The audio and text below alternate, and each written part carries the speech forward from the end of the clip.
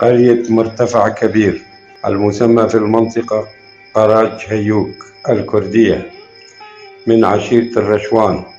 عدد سكانها حوالي 1800 نسمة، ومساحة القرية 1400 هكتار. تتبع لمحافظة حلب منطقة جرابلس ناحية غندورة. تبعد عن حلب شمالا 62 كيلومتر، وعن منطقة جرابلس غربا 36 كيلومتر، وعن ناحية غندورة غربا 8 كيلومتر.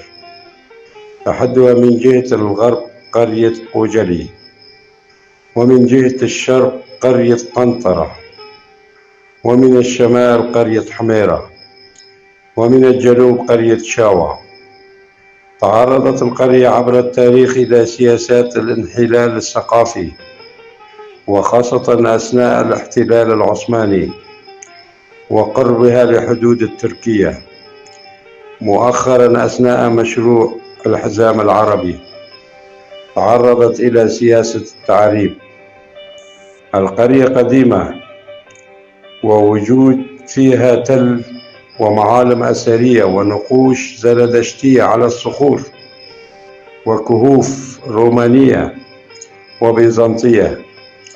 تشتهر القرية بزراعة القمح والشعير والعدس والكمون وأشجار الفستق الحلبي والزيتون والعنب والتين، وأيضا تربية المواشي مثل الغنم والبقر والماعز، وتربية الدجاج البلدي. أغلب شباب القرية كانوا يعملون في حلب مجال الخياطة ومصانع الأحذية ومجال تصليح السيارات والجرارات. بعد اندلاع اشتباكات بين النظام والفصائل في حلب وفي منطقة الباب، عادوا الأهالي إلى قرية وبدأوا بتأسيس ورشاتهم من جديد، ولكن لم يكمل معهم.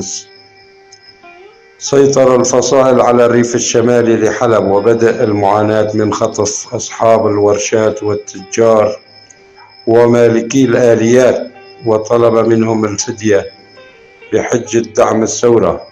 حتى عام 2014 ظهور داعش من بين الفصائل وتغيير ملابسهم خلال يومين سيطروا على القرية وقرى المجاورة. بدأ المعاناة الكبيرة من اعتقالات وجرهم لدورات شرعية، وما زال بعض الأشخاص مصيرهم مجهولة. وبعد عامين السيناريو تجدد. غير أمراء داعش ملابسهم ولبسوا لباس جيش الوطني والشرطة العسكرية وقادات فصائل تركمانية.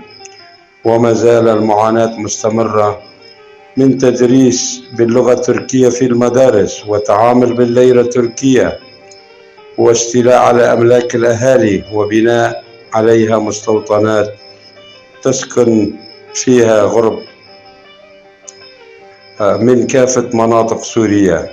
المعلومة من أحد أشخاص سكان المنطقة، وأنا ألقيها بصوت محمد الأحمد، والشكر الجزيل للمحامي علي عبد الله كولو.